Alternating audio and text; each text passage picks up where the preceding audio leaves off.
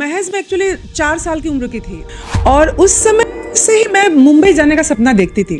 असमी आपकी language, but आप जब भोजपुरी गाने गाती हैं तो लगता है कि जैसे आप यूपी बिहार की माटी से हैं। तो इसके पीछे मैजिक क्या है? बलमुआ कैसे तेजाब रे छोटी नो नदी हमारी जिया। आपके जीवन में गुरु की क्या भूमिका रही है? अगर भोजपुरी अभी भी बोली है तो ये तो शर्म की बात है। आपके दादा नाना ने तो नहीं सोचा, आप भी नहीं सोच रहे हो। मैंने आपको देख के जख्मी गम को रोना आया।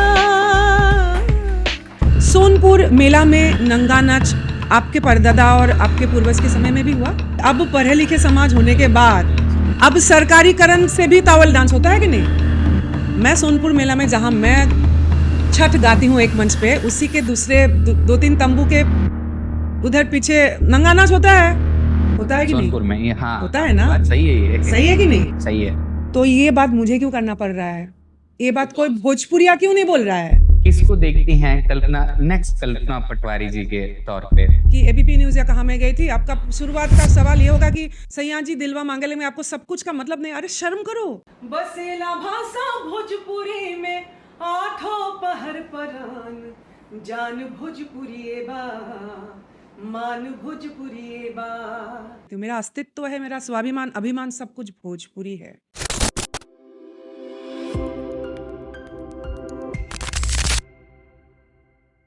बहुत पहले एक शो आया करता था सारेगामापा।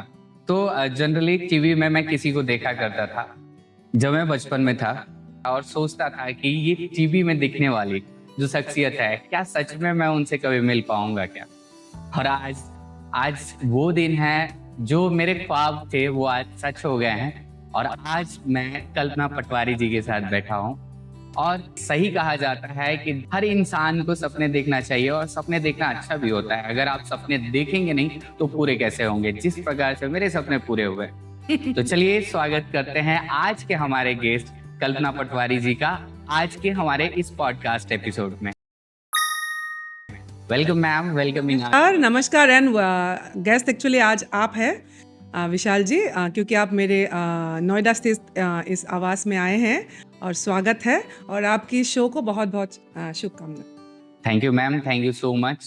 जो मेरा ड्रीम था वो इंसान मेरे सामने बैठा है और जितना मैंने सोचा था आपके बारे में उससे ज्यादा काइंड हार्टेड, उतने ज्यादा पोलाइट और उतनी ज्यादा फ्रेंडली हैं जो मैं पहले सोचा करता था शायद मैं मिल पाऊंगा कि नहीं। तो जिस प्रकार से मेरे सपने थे, क्या आप भी बताना चाहेंगे कि जैसे मेरे बचपन में कुछ सपना था, आपका भी कोई ऐसा सपना जो आगे चल के पूरा हुआ हो?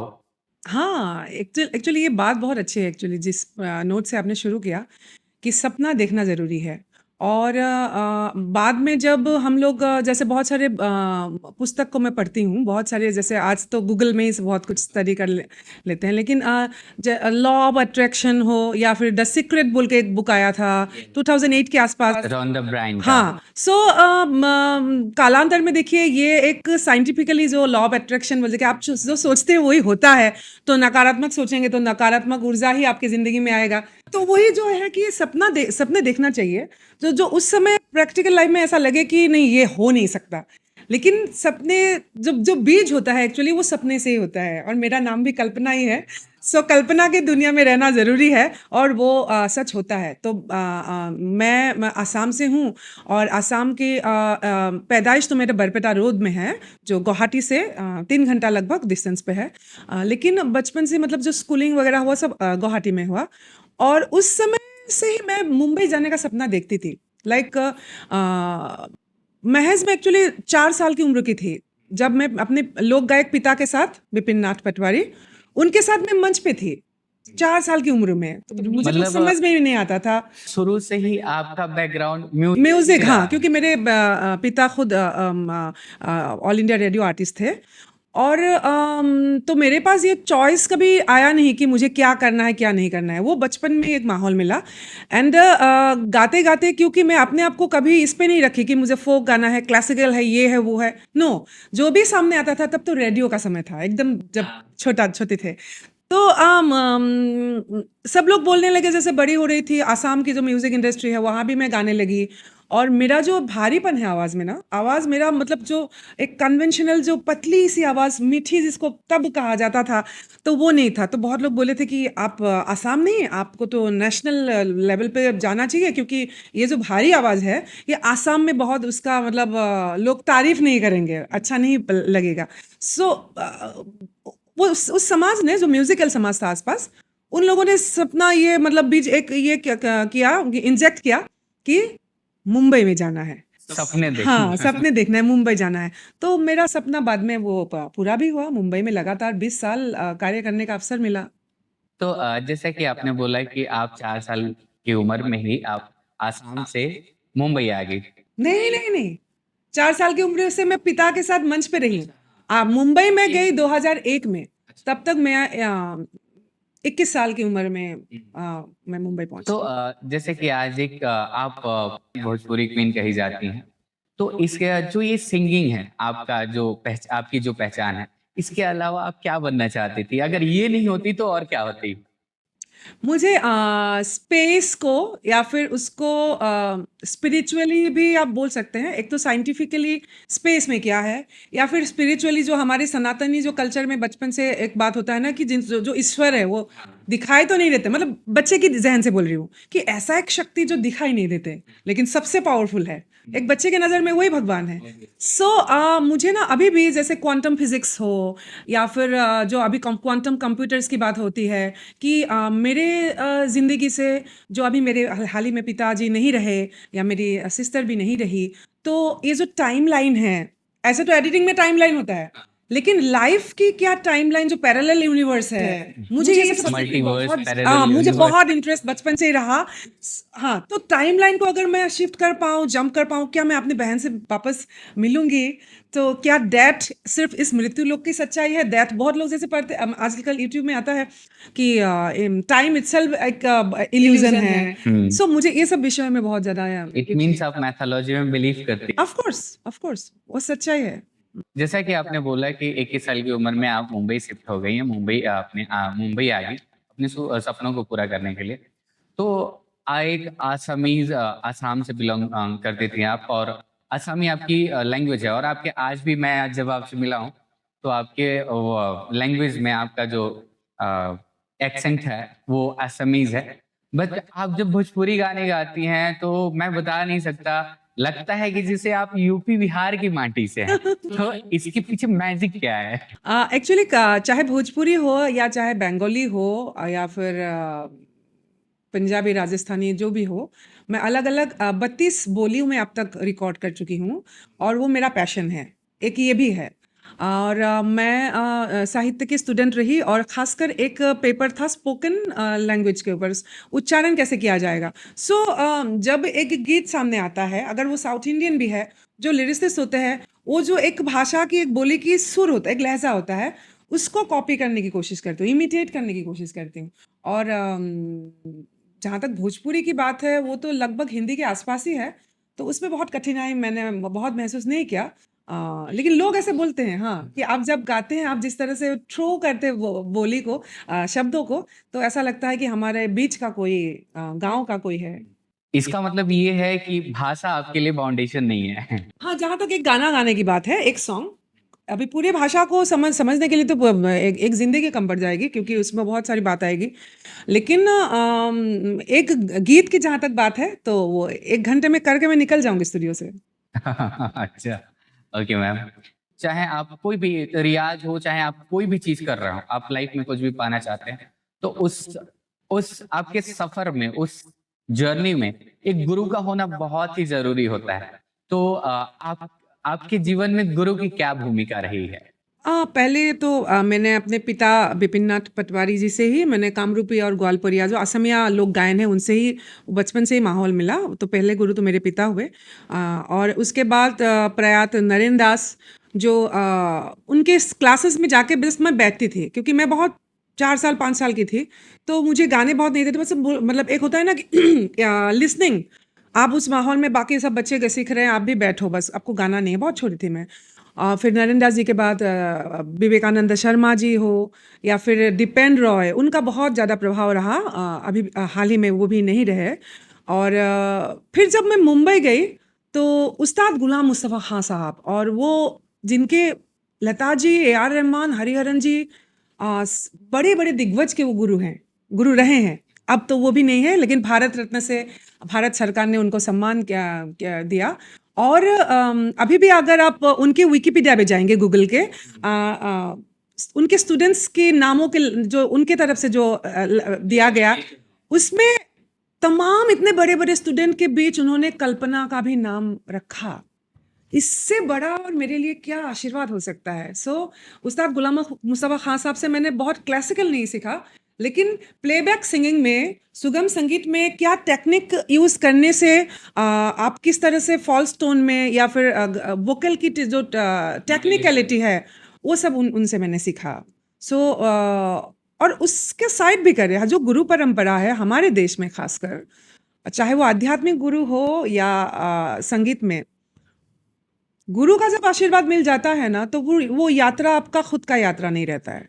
वो गुरु, फिर उनके गुरु, और वो जो लिनिएज है, वो जो लेगेसी है, वो तमाम उन लोगों के आशीर्वाद और वो शक्ति आपको दिया जाता है, जिसे हम गुरु मंत्र कहते हैं। हाँ, जो इसमें पूर्वजों से चलता एकदम मैं है बिलीव करती हूँ और बहुत सारे ऐसे प्रमाण हैं। ऑब्वियसली। और एक चीज और मैं कहना चाहूंगा, जिस प्रकार से आप भोजपुरी को या जो हमारा ये भोजपुरी समाज है या कल्चर है, उस जिस तरीके से आप देखती हैं, मैं और भी कन्वर्सेशन में दूसरे लोगों के साथ बैठा हूँ, बट आज जब मैं आपके साथ बैठा तो एक अलग ही नजरिया मिला। तो किस नजर से देखती हैं आप इस भोजपुरी को? आपको क्या अलग नजरिया मिला, पहले ये बोलिए। एक्चुअली जैसे कि मैं अभी कुछ दिन पहले दीपक सिंह के साथ शूट किया, जो भोजपुरी इंडस्ट्री के बहुत अच्छे सिनेमेटोग्राफर हैं। उनसे जब बात हुई तो उनकी जो विचारधारा है भोजपुरी को लेके कि सीन्स को कैसे रिफ्लेक्ट कराना है, किस तरीके से कौन से सॉन्ग लोगों को अच्छे लगेंगे, बट उसमें मुझे कल्चरल जो हेरिटेज है हमारे भोजपुरी कल्चर का, हमारा पारंपरिक जो चीजें हैं वो चीजें नजर नहीं आई, जो मैं आपसे 5 मिनट 10 मिनट के कन्वर्सेशन में सुना। कुछ सारी चीजें जो हम बचपन से अपने माँ बाप से सीखते आए, वो चीजों का रिफ्लेक्शन मुझे देखने को मिला अच्छा, आपकी बातों में। उन्होंने शायद आपको एक जो इंडस्ट्री है, बाजार बोलेंगे, जो प्रोफेशनली मैं फिल्म के लिए जब गाने जाती हूँ, या फिर आपने जो शुरुआत में मेरा सुना गणेश के पापा, गौनवा ले जा रहा, जो भी हो, उस पे मैं एक चिंतन नहीं थी, मैं गा रही थी किसी और का सोच, जो बाजार के लिए बनाया गया, जो बाजार में बेचने के लिए बनाया गया, ये लोगों को जो जिसको आज की भाषा में कितना व्यूज मिलना बोलते हैं, आज की यूट्यूब की भाषा में, उस समय कैसेट था। तो वो एक इंडस्ट्री है, बाजार है, तो उस बाजार में मैं भी हूँ। But at the same time difference ये है, एट द सेम टाइम क्योंकि मैं भूपेन हजारिका जी की धरती से आई हूँ, और भारत रत्न भूपेन हजारिका, और क्योंकि भूपेन हजारिका जी ने जो सुन के जो बड़े हुए, उनके गीतों में क्योंकि समाज परिवर्तन की बात, शोषित पीड़ित वर्ग की हक की बात, उन्होंने संगीत के जरिए ये सब परिवर्तन करना चाहा। जैसे उस समय लाइक 80s में या अर्ली 90s में, जिंदाबाद मंडेला, मंडेला जिंदाबाद, एक जिंदाबाद मंडेला बोल के गाने गाए उन्होंने, भूपेन हजारिका ने। हाँ, लेकिन आसाम के पटभूमि में अफ्रीका का नेल्सन मंडेला का कोई कनेक्शन नहीं है, लेकिन भूपेन हजारिका जी ने लोकल होते हुए भी, उन्होंने, तब तो यूट्यूब भी नहीं था, उन्होंने जो ग्लोबल ऑब्जर्वेशन है कि पूरे वर्ल्ड में कहाँ कहाँ हक की बात हो रही है, और नेल्सन मंडेला को असमिया गाने में रचना करके उन्होंने हमारी पीढ़ी को क्या समझाया कि देखो, एक कृष्णकाय, एक काले वर्ण का कोई है अफ्रीका में जो 27, और गाने में ये लिखा गया, अगला लाइन आप समझ, असमिया नहीं समझेंगे, लेकिन 27 बसर आरु हात्ती महर अपार कारागार भांगिला जिंदाबाद मंडेला, मतलब 27 बसर, 27 साल 7 महीना आप कारागार में रहे मंडेला, और उस कारागार को तोड़ के आपने संविधान रचना की, अपने जो आपकी ब्लैक जो पीपल की जो लड़ाई है, उसको आपने हक दिया, आपने न्याय दिलाया, जिंदाबाद मंडेला। ये तो एक उदाहरण है, ये एक तरह का रेफरेंस है। नहीं, बोलने का मतलब ये है, आपको जो जिस सिनेमाटोग्राफर की बात आप कर रहे हैं और मेरी बचपन की जहाँ मैं बड़ी हुई हूँ, दोनों की पटभूमि की डिफरेंसेस मैं समझा रही हूँ। ऐसा क्यों लगा आपको? मिलके मुझे डिफरेंट आपने जो बोला, क्यों लगा? तो इसके पीछे सिर्फ एक 5 मिनट की बात नहीं है। ये मेरा जो 21 साल में जब मैं गणेश के पापा गाई और उससे पहले की जो 20 साल आप लोग नहीं जानते हो, तब की वो बात है, जब भूपेन हज़ारिका से रिलेटेड है या फिर भूपेन हज़ारिका जी की जो सोशल चेंज को उन्होंने संगीत के ज़रिए अभी मैं बहुत सारे ऐसे जो बाजार के सॉन्ग हैं, जहाँ गौनवा लेजा राजा जी हो या फिर अभी मरून कलर सरिया आया, उन सब गीत वो सब गीत भी इम्पोर्टेंट है। वो बुरा नहीं है, लेकिन वो एक एंटरटेनमेंट इंडस्ट्री की नहीं, मांग की बात नहीं है, एंटरटेनमेंट इंडस्ट्री की एक बस पार्ट है। बट यहाँ जो मैं बात कर रही हूँ, जो भूपेन हजारिका जी ने ऐसा क्यों सोचा कि अपने ये केस स्टडी है एक्चुअली। भूपेन हजारिका जी को क्या पड़ी थी कि वो मैंडेला की बात असमिया भाषा में करें? क्या उन्होंने लिखते वक्त ये सोचा होगा कि इसका मिलियन व्यूज मिल जाए, मुझे एकदम मैं बहुत सुपरस्टार हो जाऊं? नो, यहाँ संगीत का इंटेंशन व्यूज और हिट होना नहीं है। यहाँ तो मेरे पास जो ताकत दिया है, ये जो आवाज मुझे दिया है, इससे मैं ऐसा क्या करके जाऊं, ऐसे मैं क्या करके जाऊं? मैं अभी हाल ही में गई थी इतने सालों बाद बिहार की नालंदा में, और जब मैं अंदर घुसी ना और पूरे परिसर में मैं आप लोगों ने तो देख, अब तो बिहार से ही है, जैसे जैसे मैं अंदर गई मुझे ऐसा लगा कि हे प्रभु, मैं ऐसा क्या कर जाऊं, ये जो कल्पना पटवारी का जन्म मिला है, मैं ऐसा क्या कर जाऊं कि मैं भी नालंदा कहलाऊं।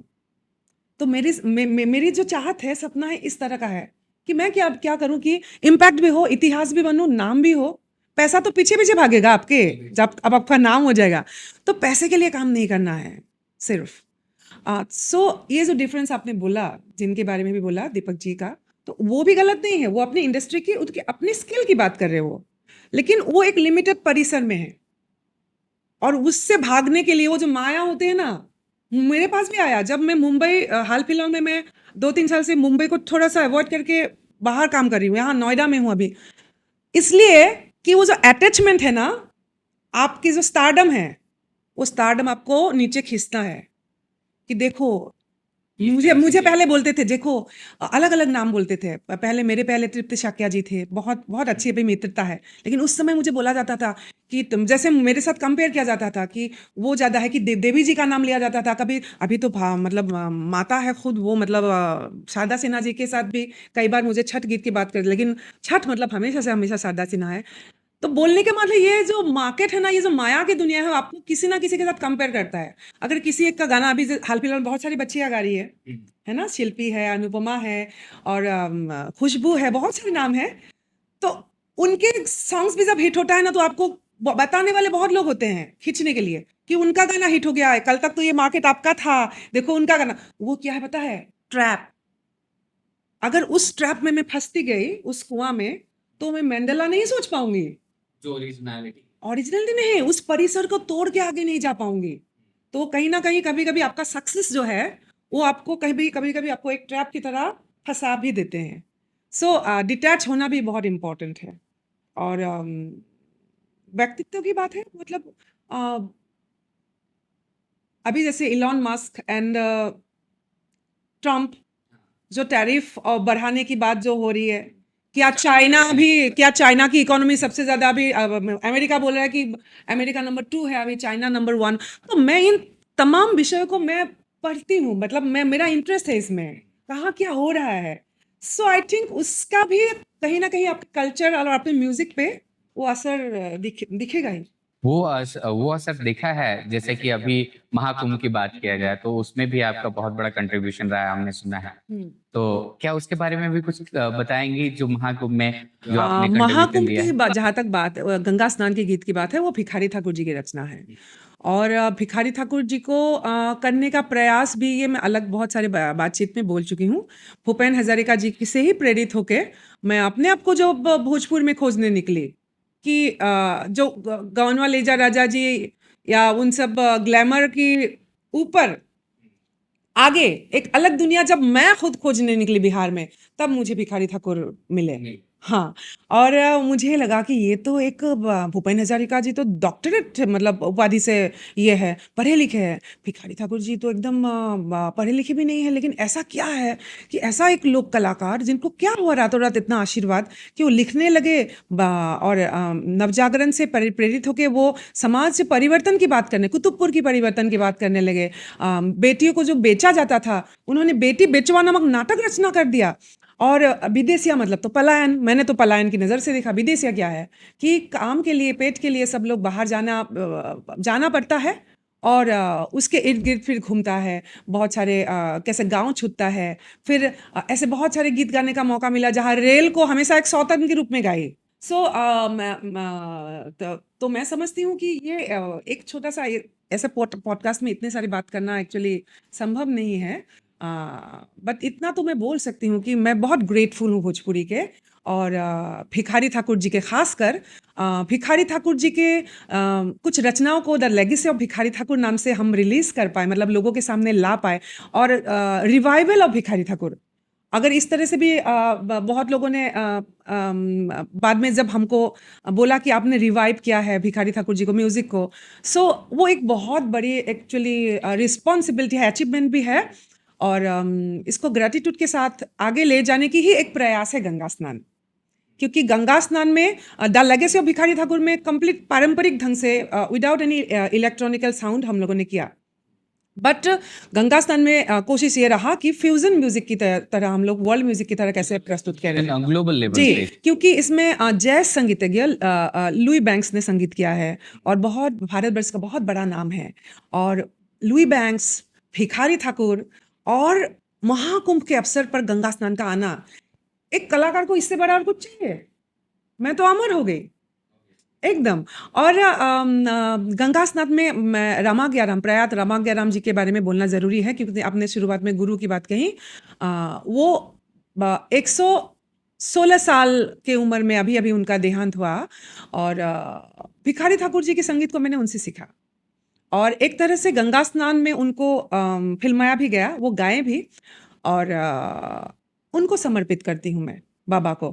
और ये आपका जो ये काम है, यही नहीं इंटरनेशनली भी इस चीज को सराहा जा रहा है, देखा जा रहा है। और मुझे जहां तक पता है कि बाहर से स्टूडेंट्स को मुंबई भेजा गया है उनके काम को देखने के लिए। वो आपने जो उनको फिर से उकेरा है, उनके काम को दिखाया है, उस चीज पे को बच्चों को देखने के लिए, इंस्पायर करने के लिए भेजा गया है यहाँ पे। नहीं, एक्चुअली विदेशिया इन मुंबई बोल के एक डॉक्यूमेंट्री बन रहा था। मैं मुंबई में थी तब। और उस डॉक्यूमेंट्री में बॉम्बे में मतलब बिहार का एक छोटा सा फिल्म इंडस्ट्री कैसे बसता है उसके ऊपर था वो, तो उस पे मुझे भी फिल्माया गया था। तो सुरभि शर्मा जी एक्चुअली वो डायरेक्टर रही और उनके ज़रिए मैं बाद में भिखारी ठाकुर पूरे नर्तक मंडली को लेके रिफ बोल के राजस्थान में मरुस्थल में होता है ये, जोधपुर में होता है। रिफ का फुल फॉर्म है राजस्थान इंटरनेशनल फोक फेस्टिवल, जहाँ हॉलीवुड और वहाँ के लोग सुनने देखने आते हैं। तो नॉर्मली जो टूरिज्म एंगल से भी अगर देखा जाए, राजस्थान और राजस्थानी म्यूजिक को बहुत आगे गया। लेकिन हमारी संघर्ष ये होती है हमेशा लगातार कि वहाँ मैं भोजपुरी को कैसे ले जाऊं। हाँ, भोजपुरी को रिस्पेक्टेबली, भोजपुरी का सम्मान कैसे बढ़ाया जाए, हमेशा जहन में यही 24 घंटे घूमता रहता है। तो रिफ में बाबा हमारे रामाज्ञाराम जी और पूरे नर्तक मंडली आरा से, छपरा से, अलग अलग जगह से हम लोग जाके परफॉर्म किए, भिखारी ठाकुर जी को गाए। और वही सुरभि शर्मा जी भी वहाँ भी थे। और सुरभि शर्मा जी ने ही एक्चुअली उनको कांटेक्ट किया गया एक्चुअली, स्टैनफोर्ड यूनिवर्सिटी के 24 बच्चे जो कल्चरल स्टडीज़ के लिए इंडिया आए थे। तो उसी का पार्ट एक रहा कल्पना। और नए समय काल में भिखारी ठाकुर जो कि एक पढ़े लिखा इंसान, एक लोक कवि रहे और उन्होंने समाज परिवर्तन के लिए क्या कार्य किया उसके ऊपर वो लोग शोध करने आए थे। और उसका क्लिपिंग्स और उसका वो सब हम लोगों ने शूट किया हुआ। अगर आपको चाहिए तो मैं आपको भेज सकती हूँ। Why not, मैम, जरूर। इसके साथ साथ अगर भोजपुरी की बात करें तो आपने बोला कि मैं भोजपुरी को इस नज़र से देखती हूँ कि ये आगे बढ़े और इसकी जो ओरिजिनलिटी है वो लोगों तक पहुंचे, या जिस नज़र से आप देखती हैं उस नज़र से और लोग देखें। तो मैं जानना चाहूंगा ये आपसे कि जो हमारा एंशियंट या मैं कहूंगा जो पुराना हमारा भोजपुरी था, भोजपुरी इंडस्ट्री की मैं जनरली अगर बात करूं तो वो और आज का जो मॉडर्न इंडस्ट्री है उसमें आपको क्या अंतर नजर आता है? एक्चुअली अगर आप पुराने समय और अब के समय में डिफरेंस की बात करें तो पुराने समय में बात है पॉजिटिव नेगेटिव। पॉजिटिव बात यह है कि पुराने समय में चलो भोजपुरी को मान्यता नहीं मिली। अभी के समय में भी अगर मेरे जो बच्चे हैं, हमारे जो भोजपुरिया कलाकार हो, साहित्य में जो है, या फिर आईएएस पॉलिटिशियन, एवरीबॉडी, भोजपुरी सबका है, सिर्फ आर्टिस्ट का नहीं है, भोजपुरी सबका है। संसद भवन में बहुत सारे हमारे सम्मानीय जन बैठे हुए हैं।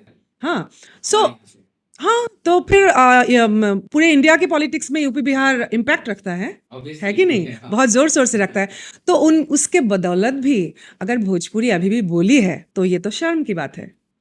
तो इस बारे में अब के जनरेशन के बच्चे अगर नहीं सोचे तो अंतर मेरे लिए वो है कि आपके दादा नाना ने तो नहीं सोचा, आप भी नहीं सोच रहे हो, तो मतलब आप स्टैग्नेंट हो, एक ही जगह हो। तो वो मेरे लिए दुख की बात है। या फिर सोनपुर मेला में नंगा नाच आपके परदादा और आपके पूर्वज के समय में भी हुआ। अगर आपने नहीं सोचा कि अब पढ़े लिखे समाज होने के बाद अब सरकारीकरण से भी तावल डांस होता है कि नहीं। मैं सोनपुर मेला में जहां मैं छठ गाती हूँ एक मंच पे, उसी के दूसरे दो तीन तंबू के उधर पीछे नंगा नाच होता है कि नहीं? सोनपुर में ये, हाँ, होता है आपकी ना? बात सही है, ये सही है कि नहीं? सही है। तो ये बात मुझे क्यों करना पड़ रहा है? ये बात कोई भोजपुरिया क्यों नहीं बोल रहा है? चाहे वो पॉलिटिशियन हो, चाहे वो कलाकार हो, चाहे वो ट्रेंडिंग स्टार हो, सुपरस्टार हो, जो भी हो, कोई भी जो भोजपुरी से ताल्लुकात रखता हो। बिहार इसके बारे में बात क्यों नहीं कर रहा है? बिहार की जो बहुत जागरूक ये भी है। हमेशा आप लोग इतने शार्प हो, मतलब आईएएस और आईपीएस में हमेशा नंबर। बिहार बहुत शार्प है, बहुत इंटेलेक्चुअल है, बहुत इंटेलिजेंट है, लेकिन आपको सोनपुर मेला में वो जो कुसंस्कृति है वो दिखाई नहीं दे रहा है। भूपेन हजारिका जो मैंडेला दिख गए, इसलिए कल्पना को भी सोनपुर दिख रहा है। हाँ। कहीं ना कहीं ये लिंक होता है। तो ऑब्जर्वेशन की जो एक होता है स्टडी, जरूरत है। हाँ, ऑब्जर्वेशन के लिए क्या सिखाते हैं हमारे सिलेबस में, वो भी इम्पोर्टेंट है। मैं कहीं से कहीं और चले जाऊंगी। बोलने का मतलब ये है कि सरकारीकरण के हिसाब से जो सोनपुर मेला हो रहा है उसको बंद करने का पहल कीजिए, आवाज उठाइए, बाकी लोग भी बोले, और बोले क्या, बंद कीजिए। और सबसे बड़ी बात, जो युवा पीढ़ी है वो रिवोल्यूशनरी है, चाहे आज की हो चाहे कल की। तो हम अगर चाहेंगे तो कोई भी चीजें आज बड़ी नहीं है, हाँ, बट एक माइंडसेट और एक नजरिया होना चाहिए बोलने का उस चीज मतलब को। ये है, बोलने का मतलब ये है, अभी पुराना समाज में एंटरटेनमेंट नहीं था, जो भी था उस समय बाईजी और वो कल्चर था, एक समय में था, चलो टीवी वगैरह नहीं था। अभी तो वो सब बंद होना चाहिए ना। अभी भी बहुत सारे, आज तो यूट्यूब का ज़माना है, अभी और नेगेटिविटी, हमारे तथाकथित बहुत सारे आर्टिस्ट भी मंच पे गा कम रहे हैं, एक दूसरे पे डायलॉग ज़्यादा मार रहे हैं, और कहीं ना कहीं फिर दो ऐसे कम कपड़े पहने वाले डांसर्स, वो डांस नहीं है, वो डांस नहीं है। डांस कथक हो, भारतनाट्यम हो, या लोक नृत्य हो, वो डांस हो गया। तो जो माहौल कैप्चर हो रहा है, कल्चर, वो कल्चर का पॉजिटिविटी कहाँ जा रहा है? वो तो नेगेटिव कल्चर जा रहा है। तो उसको कैसे प्रशासनिक ढंग से रोका जाए। तो मॉडर्न, आपने जो अंतर पूछा ना, तो मॉडर्न अभी जो भी है, अभी की पीढ़ी ये सब सोचे भी, और उसको प्रैक्टिकली आईएएस आईपीएस बनने के बाद प्रैक्टिकली करें समाज में। ऐसा नहीं कि सैलरी लेके बैठे रहें। ये चेंज होना चाहिए। होना चाहिए। और मुझे अगर पूछोगे, फिर मुझे पूछोगे आप कोई इंटरव्यू में कि एबीपी न्यूज़ या कहाँ मैं गई थी, आपका शुरुआत का सवाल ये होगा कि सैया जी दिलवा मांगले में आपको सब कुछ का मतलब नहीं। अरे शर्म करो, सोनपुर मेला में देखो, वो मैं बोलना इसलिए नहीं चाहती हूँ ये सब, क्योंकि वो सभी लोग जिन्होंने सवाल भी किया, आपकी माता जी, आपके पिताजी, सब लोग मुझे दिल में बसा के रखते हैं, मुझे बहुत प्यार आशीर्वाद देते हैं। तो कुछ अगर मैं अपने आप को डिफेंड करने के लिए कुछ बोल भी हूँ ना कहीं उसका छिटा उनके तरफ भी जाता है ना। तो मैं बहुत ज़्यादा सम्मान करती हूँ उन लोगों का, बहुत ज़्यादा भोजपुरी का मैंने मतलब बहुत सम्मान करती हूँ। मेरा अस्तित्व है, मेरा स्वाभिमान, अभिमान, सब कुछ भोजपुरी है। तो इसलिए मुझे लगा कि मुझे रचना करना चाहिए, तो वो मैं गाना चाहूँगी। कबीर भोजपुरी साहित्य के आदि कवि है, आदि कबीर हैं, लेकिन वहाँ भी बहुत काम नहीं हुआ भोजपुरी साहित्य की ओर से। तो मैंने इस गीत का शुरुआती लाइन कबीर साहिब जी की ही रचना से रखा और बाद में मैं गीत की तरफ जाऊंगी। उन्होंने लिखा, कबीर साहिब जी ने, मसी कागज छूयो नाही,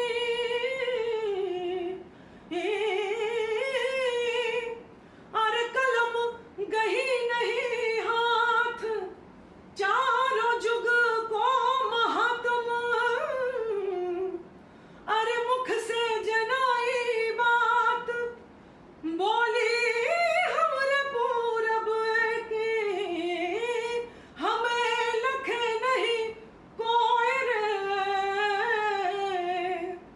हमको तो सोई लखे, धूर पूरब का होय रे। यहाँ उन्होंने ऑरल लिटरेचर की बात की। ऑरल लिटरेचर जो जिसका दस्तावेज नहीं होता है, उसको मैंने आगे जो कंपोज, माउथ टू माउथ, हाँ, इसको आगे हम लोगों ने कंपोज ऐसे किया, ना ना ना ना, बसेला बसेला भाषा भोजपुरी में हो, बसेला भाषा भोजपुरी में, आठों पहर परान जान भोजपुरी बा, मान भोजपुरी बा, जान भोजपुरी बा, मान भोजपुरी बा, भोजपुरी के संविधान में हो, भोजपुरी के संविधान में मिले मान सम्मान, जान भोजपुरी बा, मान भोजपुरी बा। यहाँ भी कहीं ना कहीं वो नेल्सन मंडेला और भूपेन हजारिका वाली ही Obviously कल्पना देख रहे हैं। आप और उनके ये- फुटस्टेप को फॉलो करती हुई। ये एक गाना मात्र नहीं है, ये सबके लिए एक बहुत बड़ा संदेश है जो भोजपुरी माटी से बिलोंग करते हैं और जो भोजपुरी को अपनी भाषा समझते नहीं, हैं। संदेश लोगों के लिए नहीं है एग्जैक्टली मेरा संदेश। अगर लोगों के लिए होगा तो अगेन वो आर्टिस्ट लालच करेगा कि व्यूज मिले, ताली मिले। नो नो, संदेश पार्लियामेंट तक पहुंचे, संदेश वहां पहुंचे जो लोग ये डिसाइड करते हैं कि इस साल किन किन बोलियों को भाषा का दर्जा दिया जाए। वो जूरी कौन होते हैं, जो दिग्गज लोग होंगे, तो उन तक संदेश पहुंचना जरूरी है।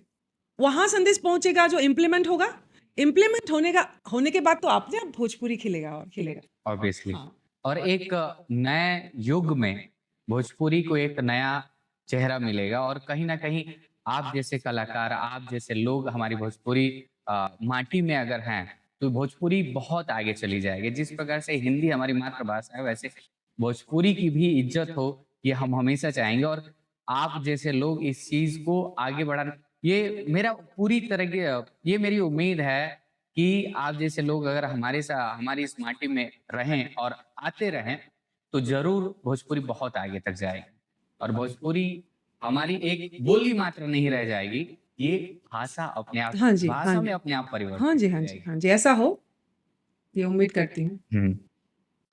तो जनरली अगर कहा जाए आगे की बात, तो जहां तक मैं देख पा रहा हूँ, तो मेरा आपसे एक सवाल है। इन सारी कन्वर्सेशन को सुनने के बाद मेरे माइंड में एक सवाल आ रहा है, क्या उसका जवाब देंगे आप? मैं सब जवाब दूंगी आज। तो आपके नजर से आने वाले समय में भोजपुरी, या कह सकते हैं सिंपली मैं अगर पूछूं तो आने वाले समय में किसको देखती हैं नेक्स्ट कल्पना पटवारी जी के तौर पे? एक शब्द में अगर बोलना है तो कोई नहीं, लेकिन इसको मैं जस्टिफाई भी इस तरह से करती हूँ। एक्चुअली हर किसी का अपना नाम है, तो एक्चुअली कोई और कल्पना पटवारी होना ही नहीं चाहिए ना। मैं भूपेन हजारिका नहीं हूँ ना, मैं भिखारी ठाकुर हूँ या फिर हो सकती हूँ। उस समय काल अलग है, उनका सिचुएशन अलग है, तो हम जो सब अलग अलग है वही तो खूबसूरती है। तो और कोई कल्पना आने का कोई हाँ, तो कल्पना और एक आने का कोई मतलब ही नहीं है। हाँ, एट द सेम टाइम जहाँ प्रेरणा लेने की बात है, ये बात थोड़ी अलग हो जाती है। जैसे मैं भूपेन हजारिका जी से प्रेरणा लेती हूँ, भिखारी ठाकुर जी को भी एक स्रोत मानती हूँ प्रेरणा की, उसी तरह से प्रेरणा ले सकते हैं। और उसके लिए मुझे लगता है कि आपको फिर आज तो सुविधा है, इंटरनेट की सुविधा है, आप स्टडी वहीं पे कर सकते हैं। बाकी पुस्तकों में जाना पड़ेगा, संघर्ष गाथा को समझना पड़ेगा, अलग अलग सिचुएशंस की केस को स्टडी करना पड़ेगा, तो फिर आप प्रेरणा ले सकते हैं। उसके लिए जिगर में आग चाहिए जो जल्दी चाहिए किसी चीज की, एकदम। मतलब कोई ना कोई मकसद चाहिए जिससे हम फॉलो कर सके। आपकी जितनी सारी बातें थी, चाहे वो भिखारी प्रसाद की हो, चाहे और लोगों की जिनका आपने नाम लिया, भिखारी ठाकुर। भिखारी ठाकुर जी का, और भी लोग जो थे, उनमें से अगर जैसे बात किया जाए तो इनमें सोशल रिफॉर्मेशन दिखा है। जैसे कि आपने बताया कि बिहार को एक्सप्लेन करने के लिए मंडेला की बात होती थी, मंडेला को कोरिलेट करके चीजें बताया गया। तो ये एक तरह का सोशल रिफॉर्मेशन की तरफ दिखाता है हमें, या उस तरीके का एक रिफ्लेक्शन देता है। तो मेरा सवाल ये है कि वुमेन एम्पावरमेंट या महिला सशक्तिकरण जो हमारे भोजपुरी समाज में है, उसको किस तरीके से नजर से देखती हैं, और किस प्रकार से आप चाहेंगी कि महिला किस तौर से देखी जाए हमारे भोजपुरी समाज में? ये बहुत बड़ी-बड़ी बात है एक्चुअली, मैं इतना नहीं सोचती हूँ। मैं अपने क्योंकि मैं जहां तक देख रहा हूँ कि मेरे साथ एक महिला ही बैठी हुई है जो इतनी उच्च स्तर की बातें कर रही हैं, जो मुझे ऐसा लगता है जब मैंने बात किया। हाँ, ठीक है। हर कोई एक्चुअली हर हर किसी का स्टोरी है। मतलब मैं यहाँ बैठी हूँ, मेरे घर में हाउस हेल्प है जो आपको पानी दे के गई है, उसका भी एक स्टोरी है, वो कहाँ से आई है ना? आप अगर रास्ते में आप जैसे एक ट्रेन को ही मान लीजिए, फ्लाइट को ही मान लीजिए, बिजनेस क्लास की अलग सिनेरियो है और पीछे इकोनॉमी क्लास की अलग स्टोरी है। लेकिन अगर उसको पहुंचना होगा मंजिल में, एक ही साथ पहुंचेंगे। क्रैश अगर होना, बिजनेस क्लास भी एक ही साथ जाएगा। ये सच्चाई की उपलब्धि एक्चुअली चाहिए, वो आध्यात्मिक ढंग से हो तो और अच्छा है। तो मैं समझती हूँ हर किसी का स्टोरी है, हर किसी का संघर्ष है, उसी में महिलाओं की बात भी आती है ऑफ कोर्स। और प्रैक्टिकली अगर छोटी छोटी बातों से मैं ये एक्सप्रेस कर सकती हूँ। हाल फिलहाल में ऐसा हुआ था मेरे साथ। ICCR एक बॉडी है, कल्चर को रिप्रेजेंट करते हैं, इंटरनेशनल ये प्लेटफॉर्म्स में हम लोग को जाने का भी मौका दिया जाता है, और मैं भी एक आर्टिस्ट हूँ ICCR की। तो मैं गई भी हूँ पहले, भिखारी ठाकुर जी को गाने के लिए मैं साउथ अमेरिका तक गई। तो ICCR को भी एक्चुअली धन्यवाद देना होगा। लेकिन उसमें महिला होने के नाते एक दो मैं समझती हूँ खामी है जहाँ करेक्शन करने की ज़रूरत है। हाल ही में मुझे एम्स्टर्डम के लिए कॉल आया था, बुलावा आया था, ICCR के ओर से मुझे भेजना चाहते थे। तो ये 4-5 साल पहले की बात है। मेरा 2 बेटा है और वो लोग तब 5 साल छोटे थे, मतलब अभी से 5 साल छोटे थे। और जो खासकर मेरा बड़ा बेटा है वो थोड़ा सा माँ थोड़ा सा, मतलब मैं अगर जाती भी हूँ शूज़ के लिए, वो थोड़ा सा मैं भी जाऊँगा, मैं ये थोड़ा सा करता था। और क्योंकि एक माँ जो कि आर्टिस्ट है कल्पना, वो विदेश जा रही थी, तो ICCR को मैंने दरख्वास्त किया था, लिखा था कि मेल किया था कि मैं अपने दोनों बेटों का जो फ़्लाइट फेयर्स है वो मैं खुद दूंगी। मुझे बस वीज़ा लेते वक्त आपकी तरफ से एक साथ वीज़ा का, मतलब मेरे बच्चों का भी ये किया जाए, उसका वीज़ा का फेयर भी मैं दूंगी, सब कुछ मैं दूंगी।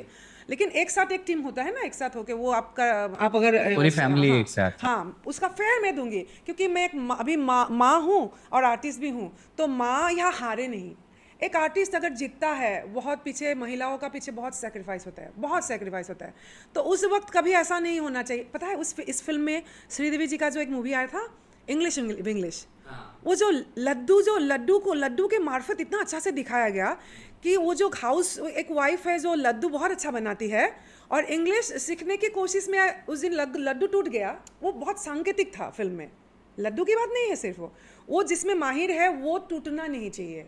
घर परिवार बिखरना नहीं है, टूटना नहीं है, फिर भी आपने इंग्लिश सीखा। तो मेरे साथ भी वो हर औरत संघर्ष करती है। मेरे साथ ये था कि माँ यहाँ नहीं हारे, भोजपुरी की ध्वजा भी बरकरार रहे एम्स्टर्डम में, लेकिन कल्पना नामक जी माँ है जो है वो उसकी हार नहीं हो, उसको ये पीड़ा नहीं दे मंच पे जब खड़ी रहूँ कि बच्चा रो रहा होगा घर पे। तो मैंने मेल किया, अप्लाई किया, लेकिन उसको उन्होंने बोला कि उनकी भी मजबूरियाँ थी, जो भी ऑफिसर्स होंगे, कि ये प्रोटोकॉल में नहीं है। बट प्रोटोकॉल्स समय के साथ साथ, कल तक बेटी बचाओ बेटी पढ़ाओ का ये स्लोगन नहीं था। आज अगर ये स्लोगन समय के साथ परिवर्तन हो रहा है तो प्रोटोकॉल को भी चेंज करना चाहिए। इसी में मैं दीपिका पादुकोण की जो हाल ही में बात हो रही है, 8 आवर शिफ्ट की बात है, अगर वो सीरियसली मदरहुड के लिए अगर वो 8 आवर शिफ्ट की बात कर रही है तो उसको सपोर्ट करना है हम लोगों को। लेकिन एट द सेम टाइम अगर मैं स्टार हूँ और 8 आवर शिफ्ट के नाम पे मैं 2 घंटा लेट आए, लेकिन जाते वक्त मैं टाइम पे ही जाऊँगी, फिर वो अनप्रोफेशनल एटीट्यूड है। सो मैं समझती हूँ कि ये सब बात फेस करते हैं। हाल ही में मैंने और एक फेस किया है, जियो सावन, जो कि बहुत रिस्पेक्टेड प्लेटफॉर्म है, सब लोग सुनते हैं। मरून कलर सरिया नामक गाना बहुत ज़्यादा हिट हुआ, बहुत लोगों ने पसंद किया। और नीलकमल सिंह जो मेरे साथ को सिंगर है, और मैं कल्पना पटवारी, हम दोनों ने उस गीत को गाया है। लेकिन most streaming song of the year जब जियो सावन ने प्लेस किया, तो उस पर फीमेल जो नाम है वो गायब था। वहाँ मेल सिंगर नीलकमल सिंह का नाम था, फीमेल आर्टिस्ट कल्पना पटवारी का नाम नहीं था। तो इसको क्या बोलेंगे? जेंडर मेल डोमिनेटेड एक अभी भी वो कहीं ना कहीं है, या फिर इसको किस Gender तरह से biasness? हाँ बायसनेस है, हाँ। किस तरह से बोलेंगे? तो ये सब बात है। या आप अगर जाओगे भी अलग अलग जगह भी, ऑफिस कैटेगरी में, ऑफिसेस में भी, ऑफिस क्या, हीरोइंस का भी जो मेल हीरो का प्राइस है, या जो भी उनको दिया जाता है पेमेंट्स, वो हीरोइन को उसका आधा मिलता है। नाम बराबर हो फिर भी। उसके बिना मूवी चलेगी नहीं, लेकिन हाँ, तो मैं भी बोल सकती हूँ ना, कि जियो सावन को आप जो भी आपने स्ट्रीमिंग किया है, उस पे से जो फीमेल वॉइस है उसको हटा के स्ट्रीमिंग करते फिर।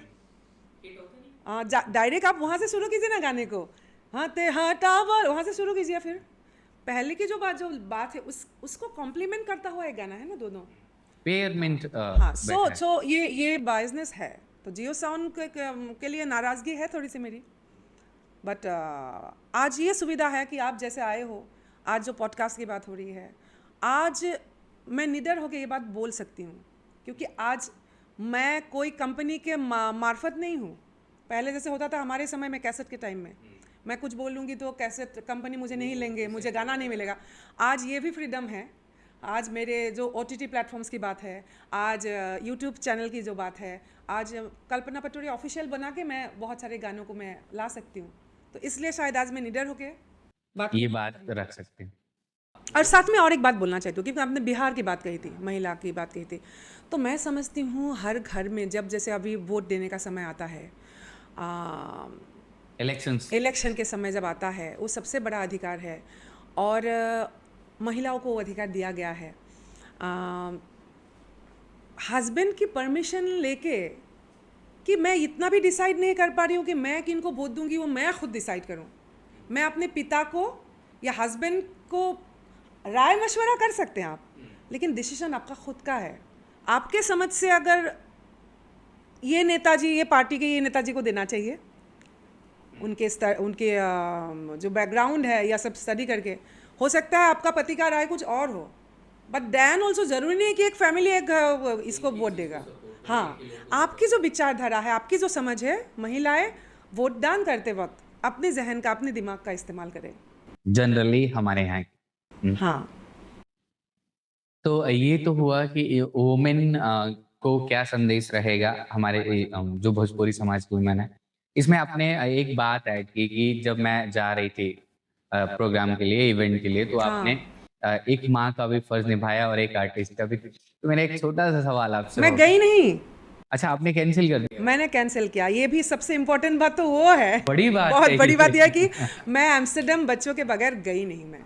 हाँ, उसको अलग अलग लोग अलग अलग ढंग से लेंगे। देखिए, इसका कोई ये नहीं है कि किसको क्या करना है, वो मेरा कॉल था, मैंने वो डिसीजन। ऑब्वियसली। तो आपको क्या लगता है कि माँ होना टफ है, या आर्टिस्ट होना टफ है, या एक औरत होना टफ है? हे प्रभु, ये बहुत बड़ी सवाल है। अभी मेरा एक पुराना गाना मैं अभी सुन रही थी, हिंदी फिल्म में गाई थी मैं। युक्ता मुखे जो मिस वर्ल्ड रह चुकी है, वो उन्होंने एक्टिंग किया था उस पर। उसका शब्द इतना मतलब कठोर है और इतना सच्चाई से भरा हुआ है। उसका लाइन ऐसा है,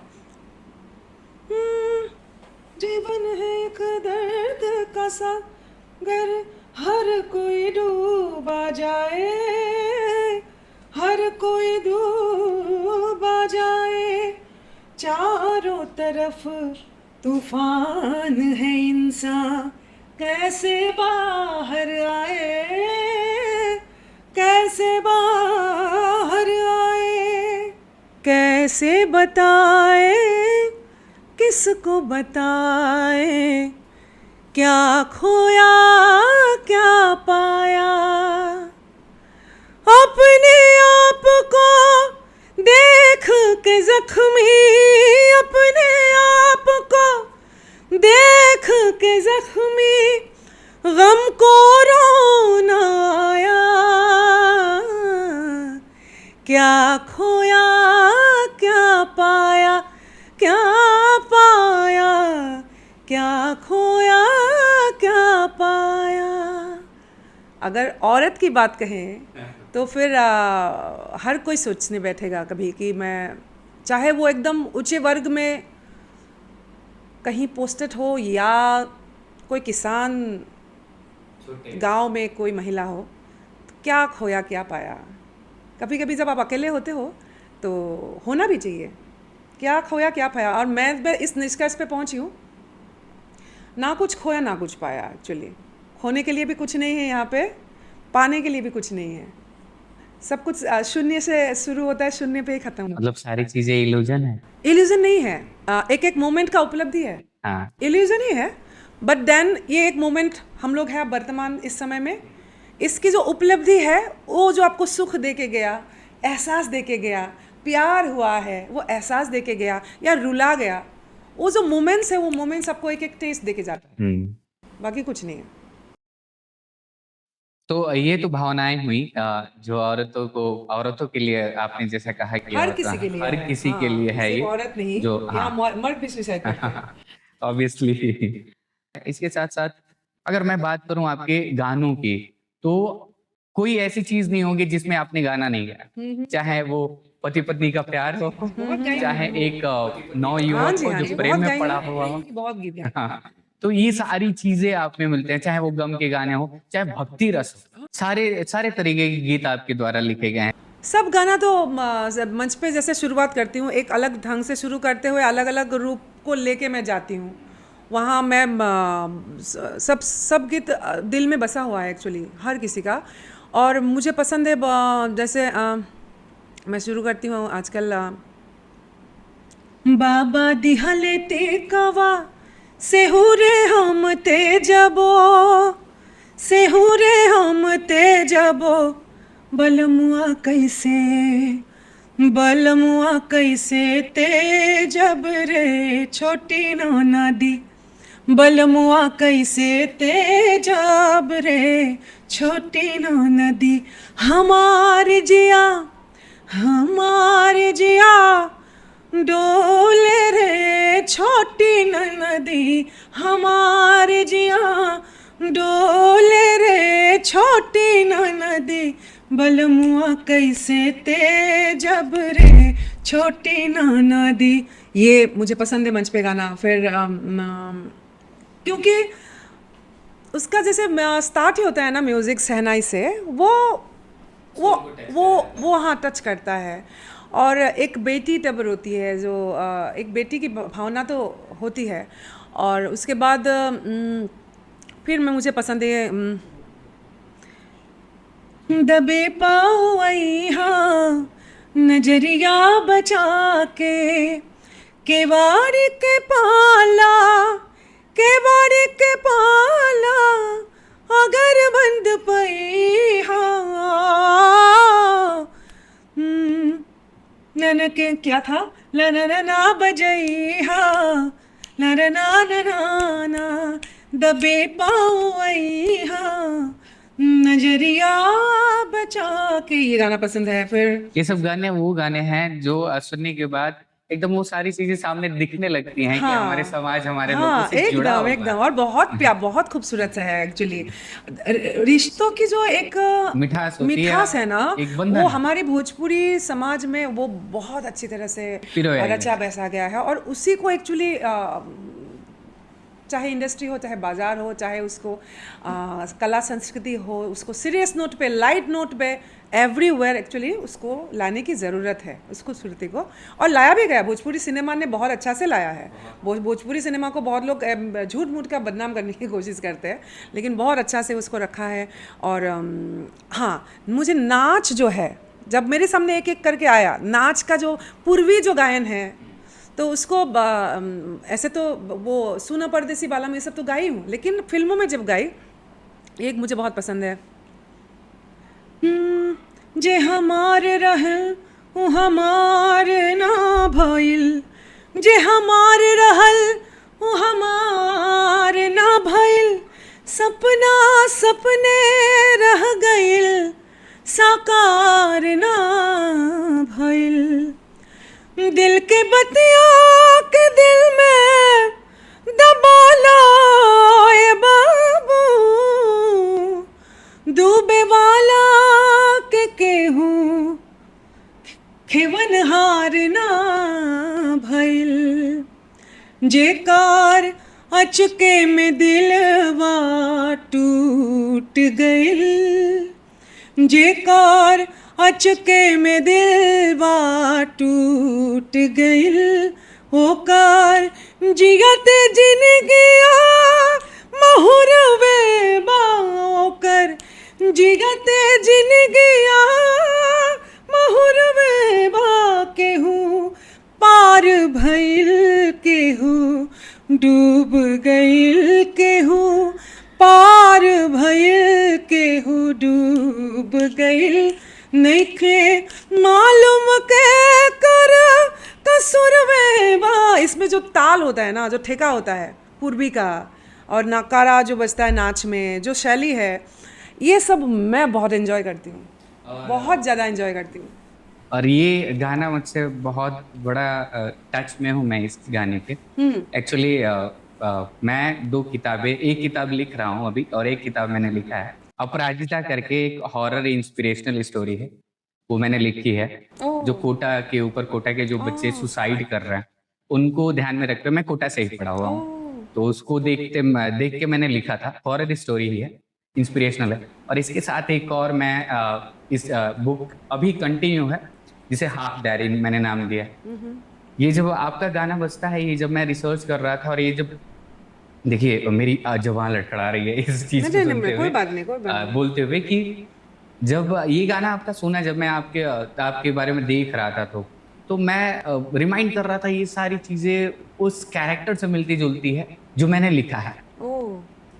हाफ डायरी एक ऐसी प्रेम कहानी है जो कंप्लीट होने के बाद भी इनकम्प्लीट है। अब शायद कंप्लीट हो जाए तो शायद ये आएगी, तो देखते हैं कैसा होता है। बट ये सारी चीजें मुझे लगता है कि जो आपका ये सॉन्ग है, वो एक एक चीज उससे कोरिलेट होता है। पूरे जीवन शैली, पूरे जीवन संस्कार को मैं गाई हूँ, मैं क्या क्या नहीं गाई हूँ। और मैं एक्चुअली इसलिए बहुत ज़्यादा मैं भोजपुरी के लिए इतना समर्पित मैं होने को मैं मजबूर इसलिए हूँ कि अलग अलग जो रस है, अलग अलग समय काल में मेरे अंदर माइक्रोफोन के सामने मुझसे वो गवाया अपने प्रभु, वो मौका दिया मुझे, जो मैं ओरिजिनली वो कैरेक्टर, एक जीवन में तो एक ही कल्पना होंगी, लेकिन गानों के मार्फत मैं अलग अलग मोमेंट्स को जीती हूँ ना।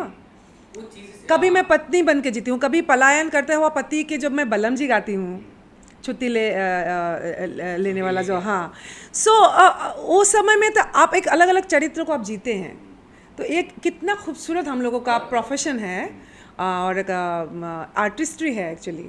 और भोजपुरी ये नहीं, आपने हिंदी गाने में नहीं, भाषा कोई भी हो, लेकिन रस का कोई भाषा नहीं होता नहीं, वो उमंग जो है उसका कोई भाषा नहीं है। ये जो हिंदी है, भोजपुरी है, क्या है, ये तो बेकार की, मतलब इंडस्ट्री की जहाँ तक बात है कि मैं हिंदी में, बहुत लोग बोलते हैं मैं तो हिंदी में काम करता हूँ, मैं तो भोजपुरी नहीं करता।